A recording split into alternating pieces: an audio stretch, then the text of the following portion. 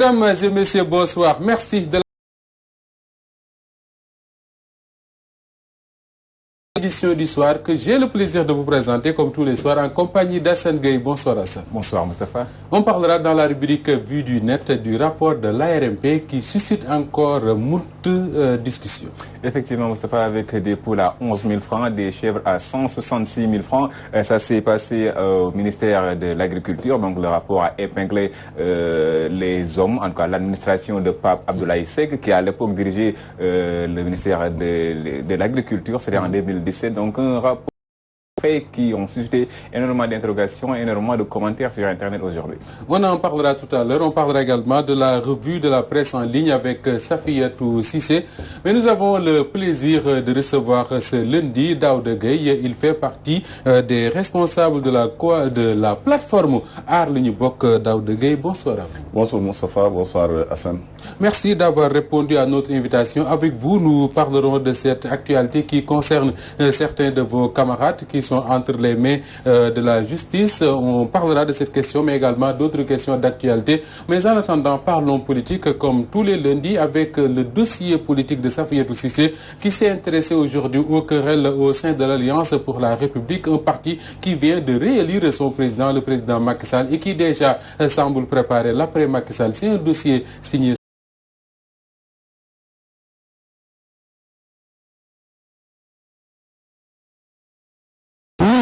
Sam Nawle détourné 600 millions. Te mu nekkoon fi sunu président may vice président man sama bopp.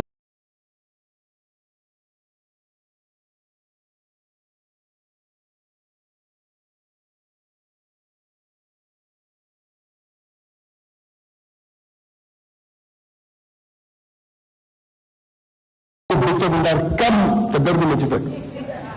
Ah oui. ndagam balaa ñu si jël sa du am. Ah oui. Ku sa bee sa bàyyi yarum laa la yar.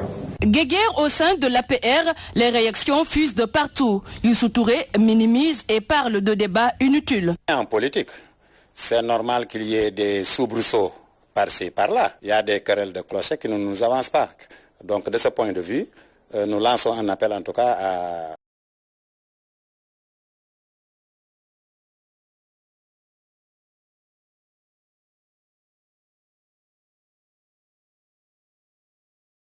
De la rébellion des militants de la première heure du parti de Macky Sall, estime le journaliste analyste politique Bakary Domingo Mané. Aujourd'hui, quand vous regardez ce qui se passe dans ce parti, vous avez le sentiment que voilà, donc chacun tire la couverture sur soi, chacun fait ce qu'il veut, voilà quoi, il n'y a pas, on ne sent pas, disons, l'autorité d'un chef de parti qui contrôle l'espace et trop. Macky Sall a choisi ce qu'on pourrait appeler, disons, l'organisation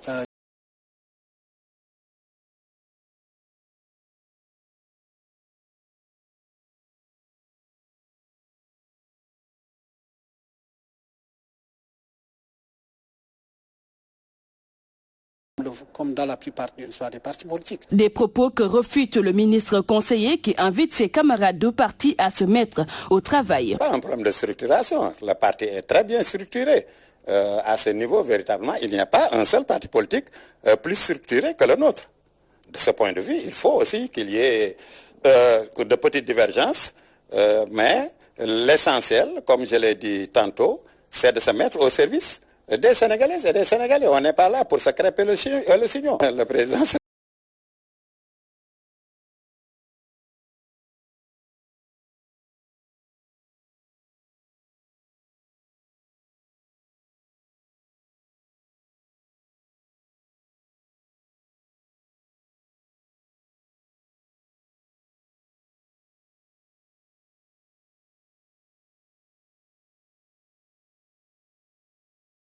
Domingo Mané, l'analyste prédit ainsi des lendemains sombres pour le parti de Macky Sall avec la bataille de 2024 qui se profile à l'horizon. Oui, c'est-à-dire qu'aujourd'hui, nous avons le sentiment que l'APR ressemble, si vous voulez, à une sorte d'armée mexicaine.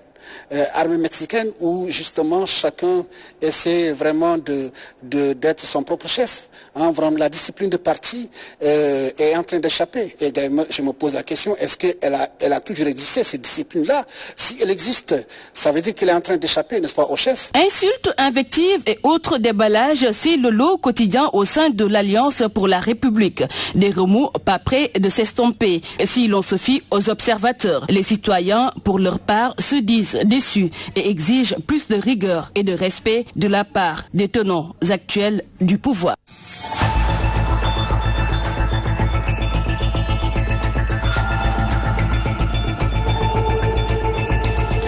Safiatou Cissé qui signe le dossier politique de ce lundi. Daouda, ce qu'on aura remarqué quand même, c'est que le président Sall a été réélu il y a à peine 7 mois. On pensait qu'il allait gouverner en toute tranquillité, mais là, apparemment, ce n'est pas le cas. À côté de la plateforme Aar Li Ñu Bokk, au sein même de son parti.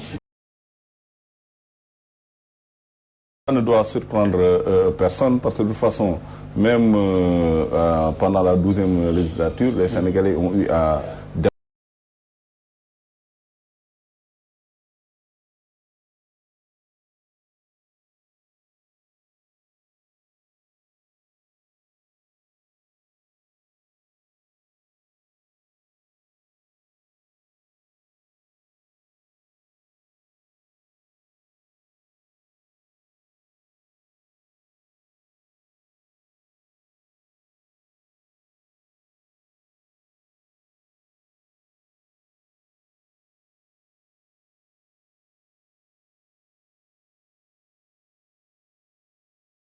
de la loi de finances devait prendre en charge pour interpeller le gouvernement par rapport effectivement à la prise en charge effective des besoins des Sénégalais.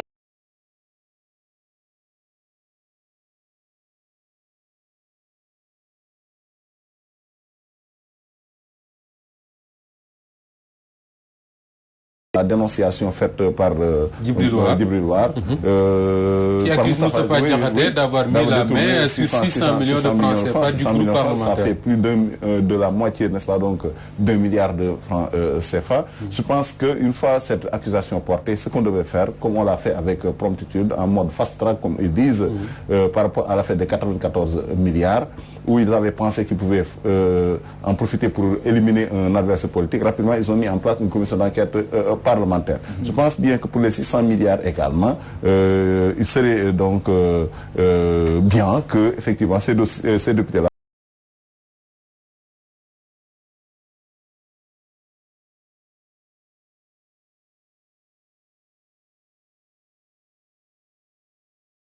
il y a eu détournement et le cas échéant, surtout il y a les responsables. Ce qui n'en est par rapport à ce montant-là, ce qu'on a sait en tout cas, c'est ce qui a été dit par Moustapha Diakhaté lui-même sur sa page Facebook. Il explique entre autres les rubriques dans lesquelles est allé cet argent-là, et ce qui étonne beaucoup, c'est qu'il dit qu'une partie de cet argent a servi à payer le nettoiement, l'entretien, la sécurité, les factures d'électricité et d'eau de la coalition Benno Bokk Yakaar. Mais c'est ça, c'est-à-dire que c'est le bien public qui est détourné à des fins privées, parce que l'APR, Benno Bokk Yakaar, c'est des organisations privées.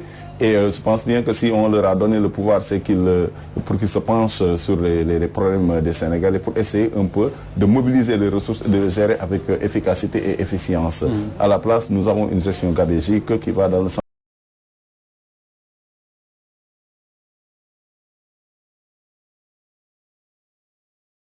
de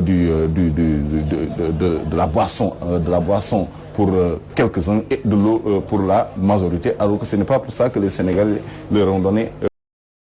En même temps également, il faut que, une bonne fois pour toutes, ces questions liées à des fonds communs ou bien des caisses noires, etc., que ça soit réglé. Parce qu'aujourd'hui, par exemple, et ça me permet un peu de parler, pour anticiper, j'y reviendrai sur la question des manifestations que nous organisons pour dénoncer la hausse du prix de l'électricité. Ce qui se passe, c'est quoi? C'est que la Sénélec dit que durant le premier trimestre du mois de l'année 2019, elle a connu, n'est-ce pas, donc un gap un manque à gagner de 12 milliards et quelques. Et c'est l'augmentation, n'est-ce pas, donc, du prix de l'électricité. Alors qu'aujourd'hui, on voit que le président de la République, dans la loi de finances 2020, se voit octroyer 8 milliards de fonds politiques et là-dessus, retirer ça parce qu'il n'a pas de compte à rendre par rapport à l'utilisation qu'il fera de ces fonds-là. À côté, nous avons des institutions qui sont là, dont les Sénégalais ne ressentent pas effectivement l'existence et l'utilité. Il s'agit du Haut Conseil des collectivités territoriales, institution taillée sur mesure pour justement permettre à un allié effectivement de se caser. Et il s'agissait en l'occurrence de Ousmane Tanor Dieng. Et quand il est parti, ils ont été inconciliables pour le remplacer par Aminata Mbengue Ndiaye, qui était son adjoint, je pense, au niveau du Parti socialiste. Ce qui veut dire donc que ce qui les préoccupe, ce n'est pas le bien-être des Sénégalais, ce ne sont pas les problèmes des Sénégalais, mais gérer, n'est-ce pas, donc les intérêts d'une corporation comme une mafia politicienne qui est, n'est-ce pas, la tête.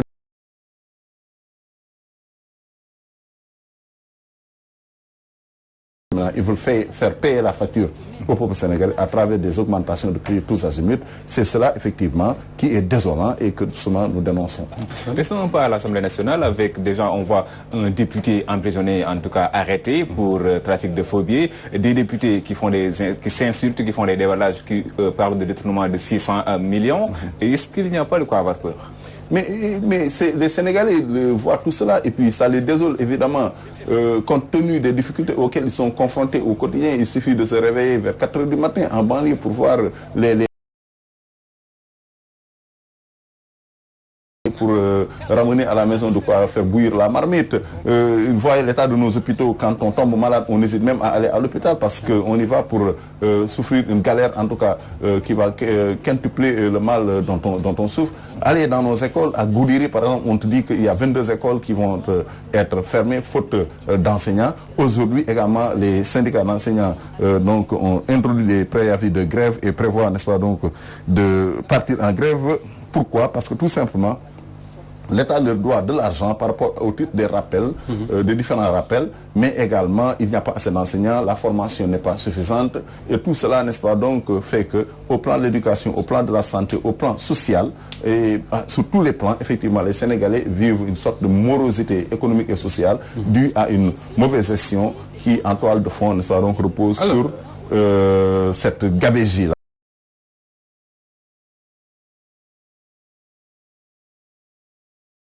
L'absence de députés capables de prendre en charge les revendications des populations, en l'absence d'une classe politique forte capable de faire face au pouvoir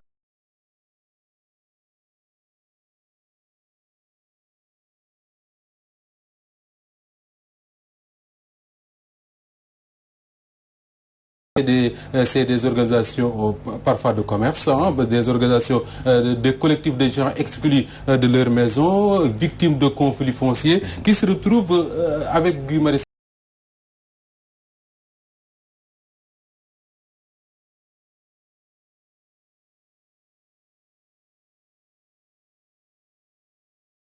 comme Nitu des valeurs ou bien en tout cas Yanama, c'est parce que quelque part il y a un vide laissé par les politiques qui, eux, n'est-ce pas, donc dans leur organisation étaient censés mener le débat contradictoire pour amener l'État effectivement à sentir un contrepoids, un contre-pouvoir pour effectivement ne pas gérer le pays de façon effectivement à le plonger dans une situation de morosité. Aujourd'hui, en face du pouvoir, il n'y a que nous, mais nous avions délégué notre pouvoir de décision, notre pouvoir également de légiférer à des gens comme à l'Assemblée nationale. Malheureusement, ce pouvoir qu'on leur a délégué, ils l'utilisent, ils le détournent à d'autres fins, à des fins crypto-personnelles pour gérer, n'est-ce pas, donc les problèmes de leur parti ou bien le problème personnel. C'est la raison pour laquelle la nature ayant horreur du vide, on va pulluler des organisations de défense des consommateurs, des organisations de la société civile, des organisations de nature diverse qui vont dans le même sens se lever, regrouper les citoyens pour essayer eux-mêmes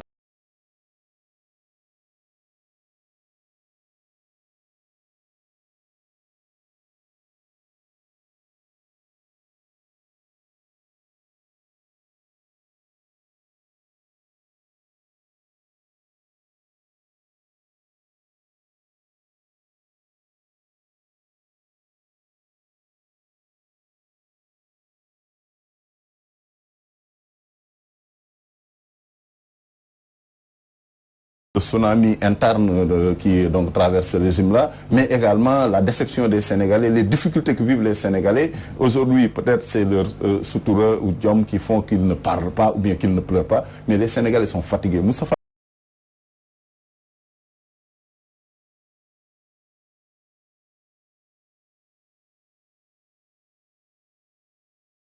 pourtant cette situation-là pouvait être évitée si effectivement les promesses faites par le candidat Macky Sall, je ne parle même pas de sa réélection, mais en 2012, promesse de rupture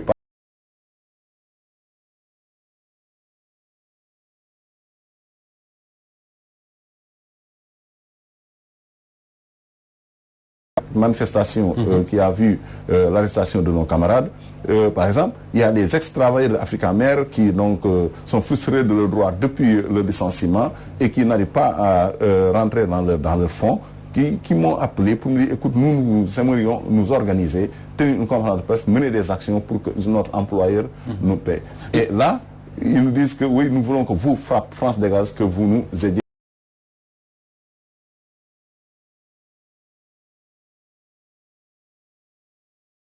Que ce soit à la petite Aïssatou Cissé à Pikine, quand le véhicule, le pick-up du maire de la ville de Pikine l'a écrasé et que donc après n'a pas voulu faire face à ses responsabilités, que ce soit les ex-travailleurs du PCCI qui sont toujours en lutte pour rentrer dans le droit, ou que ce soit les travailleurs des cases des tout petits avec qui on a mené la lutte pour dénoncer le fait qu'ils étaient restés 7 ans sans salaire et finalement ils ont été donc... Est-ce qu'il n'y a pas là un travail à faire justement pour que toutes ces personnes que vous citez, tous ces collectifs que vous citez puissent retrouver, les fédérer pour qu'au moins quand Aar Lu Ñu Bokk appelle à des manifestations, qu'on puisse les retrouver ensemble?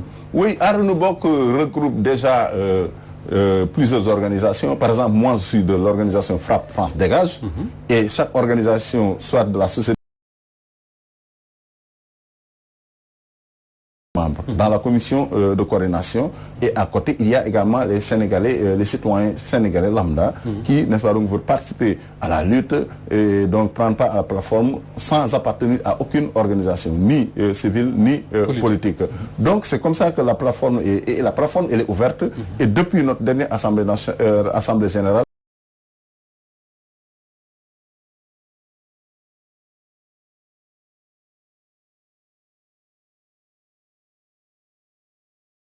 là, de la société civile, mais également les organisations politiques, tous ceux qui se battent pour plus de justice, mais également pour plus de justice sociale, qu'ils se mettent ensemble pour faire face à ce régime-là, parce que en l'absence de défenseurs... Avant de redonner la parole à Assad, on connaît Babacar Diop, puisqu'il est le patron des forces démocratiques.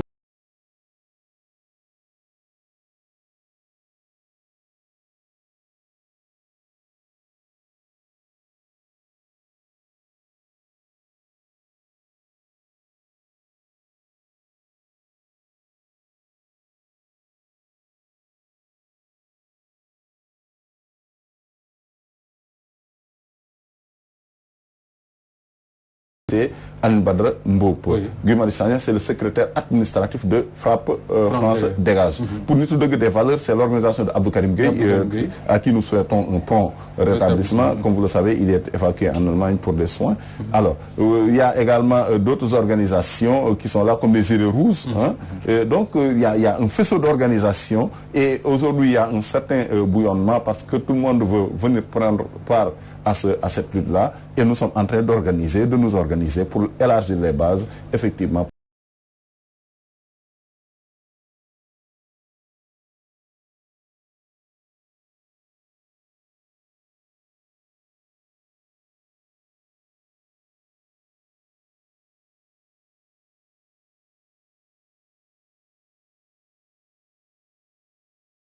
Vendredi, il n'y avait pas beaucoup de monde. Non, en fait, cette manifestation-là n'était pas organisée par Aar Lu Ñu Bokk, mais par quelques organisations, membres de Aar Lu Ñu Bokk, mais qui ont une autonomie telle qu'elles peuvent, n'est-ce pas, donc s'organiser avec d'autres organisations par rapport à des problèmes ponctuels. Par rapport à cette manifestation-là, effectivement, c'est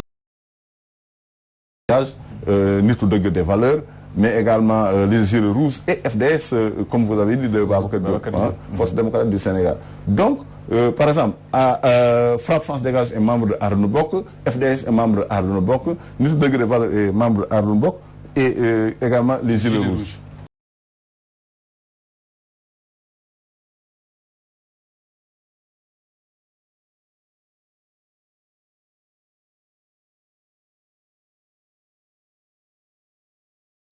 qu'elle va marcher. Elle n'est pas membre à Renobok. Maintenant, on va essayer d'opérer une jonction de toutes ces forces sociales-là, comme j'ai dit tantôt, pour avoir une masse critique qui pourra nous permettre de lever notre voix pour nous faire entendre par ce régime. Est-ce que parfois vous ne vous sentez pas trop seul dans ce combat? Vous appelez les Sénégalais, ils ne viennent pas. Est-ce que vous ne vous sentez pas? Évidemment, mais nous, ce qui est important pour nous, d'accord, peut-être les fruits de notre lutte, tous les Sénégalais vont en bénéficier, mais on ne pense pas trop à ça. Nous luttons pour nos convictions. Nous luttons pour ce en quoi nous croyons. De telle sorte que quand nous sortons dans la rue pour aller manifester, pour faire élever nos voix et nous faire entendre, évidemment, nous ne regardons pas derrière nous. Nous lançons un appel, mais nous nous en tenons à ça parce que les Sénégalais également ont leur liberté. Et en général, d'ailleurs, les Sénégalais que nous rencontrons, ils saluent justement les initiatives que nous prenons. Ils sont avec nous à fond dans ce.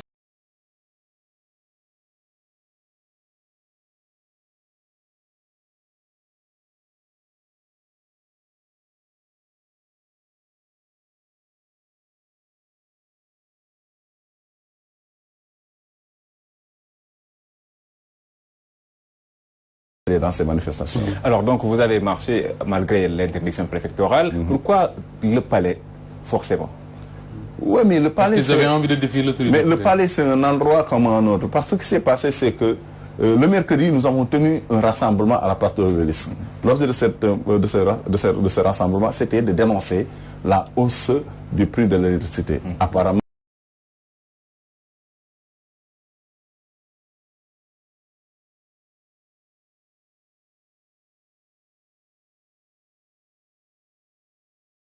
là où il est, sera au palais pour lui crier clairement notre désaccord par rapport justement à la hausse du prix de l'électricité. C'est la raison pour laquelle, effectivement, comme la Constitution nous le permet, de marcher, de manifester, quand nous ne sommes pas d'accord, nous avons organisé cette marche.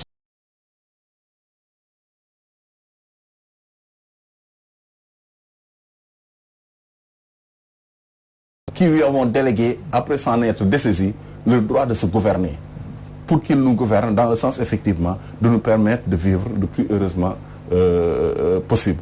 Malheureusement, la gestion de ce gouvernement-là est truffée d'erreurs, mais également d'incompétences qui nous placent dans cette situation de difficulté qu'ils veulent nous faire payer à travers l'augmentation de ces factures d'électricité. C'est ça que nous dénonçons et nous allons continuer à dénoncer cela. Et à ce propos, j'ai oublié tout à l'heure de le signaler dans la partie Wolof, nous comptons, nous avons déjà ce matin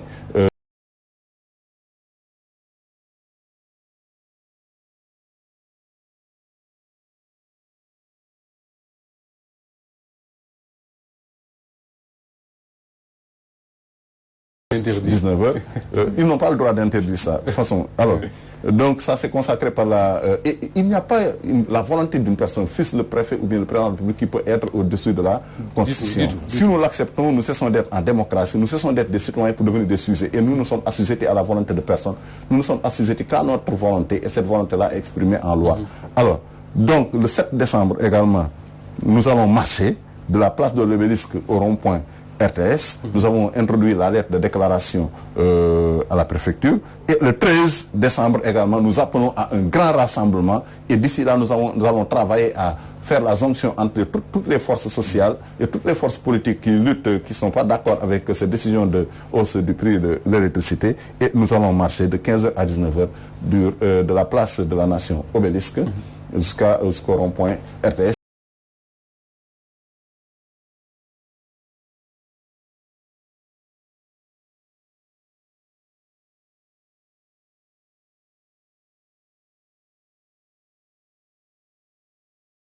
Que dire aujourd'hui à ceux qui pensent que c'est un précédent dangereux? Mais c'est quoi un précédent dangereux? Mais ici, on a même entendu des députés à l'Assemblée dire qu'il faut les sanctionner pour que ça ne recommence pas. Oh, mais c'est que ces députés-là, ils sont irresponsables, quoi. Parce que ce que nous avons fait, c'est eux qui auraient dû le faire.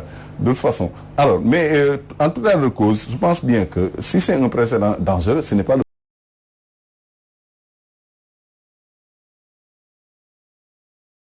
de retirer son frère Aliou Sall de la liste de la députation. Et ses partisans sont partis de nuit et ils n'ont pas déposé de lettre d'information.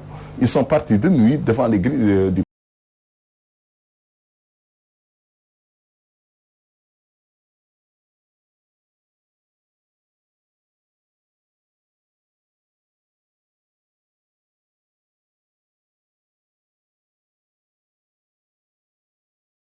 plus importante que la vingtaine de personnes issues de nos organisations qui a manifesté tout dernièrement devant le palais. Je pense que pour redorer le blason de la démocratie sénégalaise, pour lustrer la vitrine démocratique du Sénégal, ça aurait été mieux que effectivement nos camarades soient accueillis, que nous fussions accueillis et que le président de la République lui-même, s'il était présent à l'intérieur du palais, qu'il sorte, les recevoir.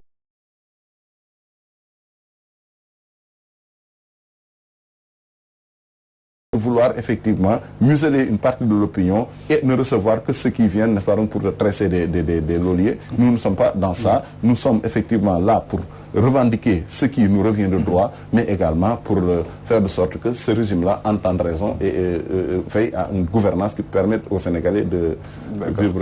Alors, vos camarades bénéficient de retour de parquet, mais quand on lit les charges, selon Maître Moussa Sarr, ils ont été déférés pour actes de nature à compromettre la sécurité publique, à occasionner des troubles politiques graves et à jeter le discrédit sur les institutions politiques et leur fonctionnement, incitation à la révolte, attroupement ayant occasionné des troubles à l'ordre public, participation à une manifestation interdite, rébellion, violence et voie public.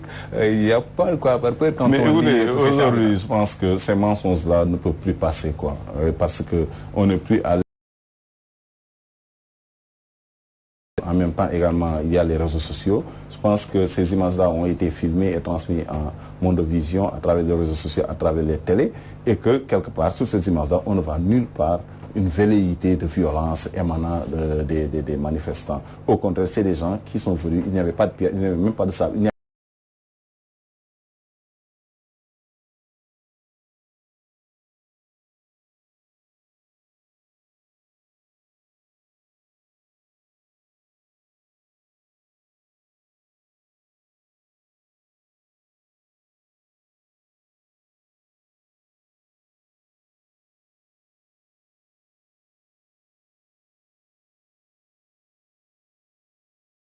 Président de la République, n'est-ce pas, quand même, qui se chamaille, qui, n'est-ce pas, donc s'insulte comme ça. C'est ça qui jette le discrédit sur les institutions de la République. Ce qui de la République, c'est la parole d'un président qui ne vaut rien parce que tout simplement, à chaque fois qu'il prend des engagements, il revient sur ses engagements. C'est ce président-là qui, au lendemain de son élection, à la veille du 4 avril, soit 2 mois après son élection, dans son adresse à la nation, a dit que par rapport à la gouvernance de ce pays-là, il ne va protéger personne, personne s'entendant comme étant ceux qui vont commettre des actes, n'est-ce pas, donc délictueux, ou bien en tout cas qui vont opérer des détournements ou autres. Et c'est le même président qui, quelques années après, a dit depuis l'Amérique, dans la radio La Voix de l'Amérique, que vous seriez étonné de voir le nombre de dossiers que j'ai placés sous mon code. Et depuis, les scandales éclatent. Il y a son frère qui est trempé dans cette histoire-là de corruption, mais également de délit d'initié et de conflit d'intérêts dans le dossier du gaz avec le contrat Petrotim.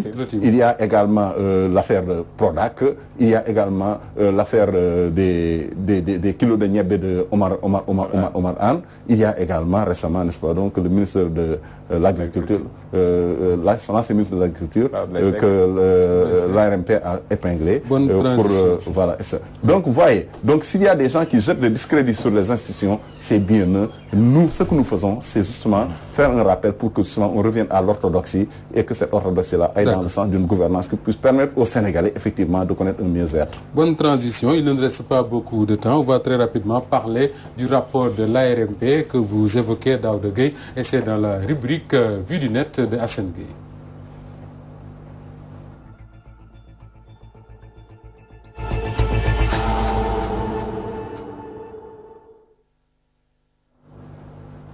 Parlons très rapidement, Assane, de ce fameux rapport de l'ARMP qui soulève encore quelques cafards. C'est le rapport d'audit 2017 de l'ARMP. Vous l'avez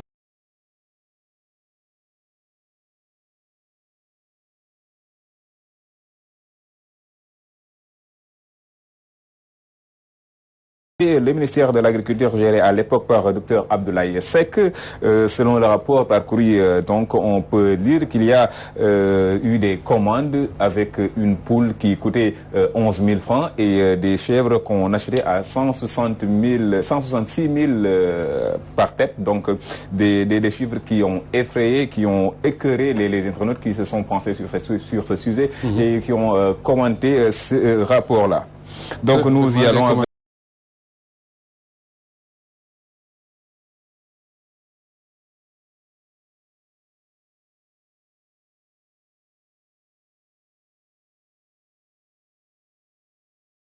Yann Diouf qui dit qu'une poule à 11 000 existe dans le marché. J'ai demandé vendredi passé une paire de Brahman à la Four de Mbour. Le gars me répond 40 000 francs.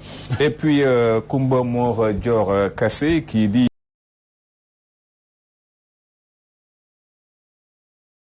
de vol, Abdoul Yassine Samb et les goûts n'ont pas de prix. Les poules africains sont plus chers que les autres. Diaofara qui écrit qu'un téléphone à 1 million, quand on peut acheter un téléphone à 1 million, acheter une poule à 11 000 ne doit pas nous inquiéter. À Ronagna, on a tout vu avec ce régime. Eh bien, c'est eux qui ont accusé des d'honnêtes citoyens de détournement et les ont pire que ceux qu'ils ont poursuivis et emprisonnés, Moustapha. Grand merci à vous, Hassan Gueye. Merci également au professeur Daouda Gueye de Frappe France Dégage d'avoir bien voulu être l'invité de cette édition du soir. Grand merci à toute l'équipe technique qui nous accompagne du côté de la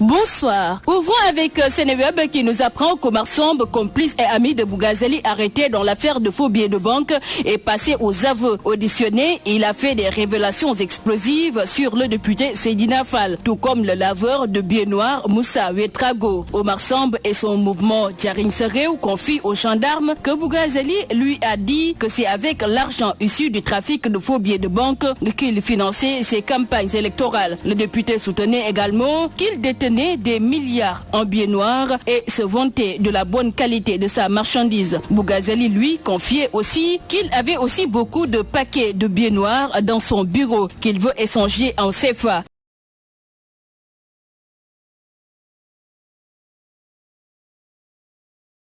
$1 million. Les billets vendus, il a rencontré un Nigérian qui lui a lavé les billets noirs. La libération de Khadim Gueye, c'est ce que réclament les maîtres coraniques de Medina Baye et Dakaractu.com de détailler que lors d'une marche organisée au niveau des grandes artères de la cité religieuse, ils ont scandé le nom d'Allah et sollicité par la même occasion auprès du chef de l'État la libération de leur homologue arrêté pour mauvais traitement sur un de ces talibés dans un village à Koki. Accompagnés de leurs talibés, les Sérindar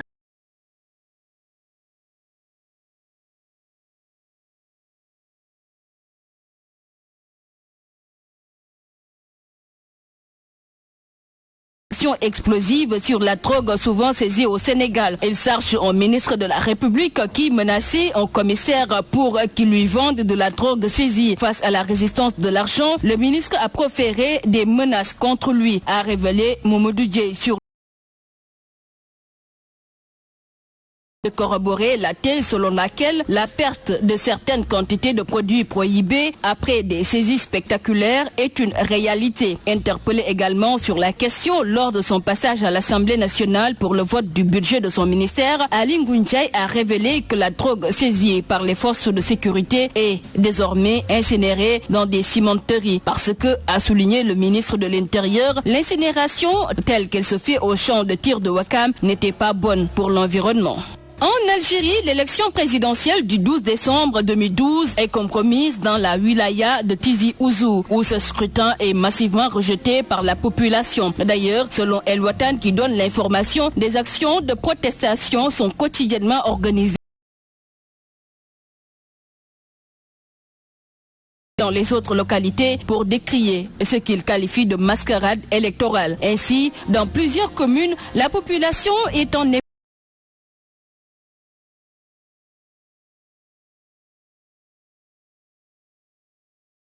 dans la région. Des émeutes ont même éclaté dans certaines localités où des escarmouches ont eu lieu samedi soir entre des jeunes manifestants et des éléments de la police qui ont fait usage de bombes lacrymogènes pour disperser la foule qui a muré l'accès principal au siège de Daïra. Sous la houlette du procureur André Patrick Ropona, l'opération Scorpion a abouti à 11 placements en détention préventive